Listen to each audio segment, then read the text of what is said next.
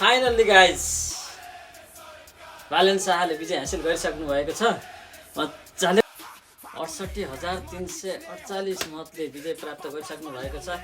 हजुरहरूले सोचेको सफलता पुरा भयो कि भएन, के भयो कसो भयो कमेन्ट छोड्दै जानुहोस्। यहाँ भिडियो छ बालेन शाहलाई यो परिणाम जो मत परिणाम सार्वजनिक भइसकेपछि प्रमाणपत्र सार्वजनिक गरेर बालेन शाहलाई यो दिइएको छ भने खादामाला उहाँले नलगाउनु भएको छ, खादा लगाउन अस्वीकार गर्नु। र यति बेला तपाईँले दृश्यमा देखिराख्नु भएको छ बालेन शाह अबको भावी प्रधानमन्त्री पनि हुनुहुन्छ भने रिपोर्ट गरिदिनुहोस्, मेरो भिडियोलाई सेयर गरिदिनुहोस्।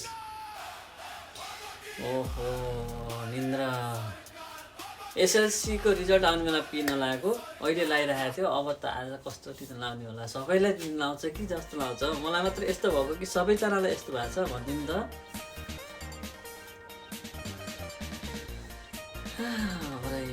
मजाले ल अब डान्स गर्ने दिन आइसक्यो, त्यहाँ गाना हेर्नु त त्यहाँ मजाले, अब त नाच्ने हो कि मजाले होइन।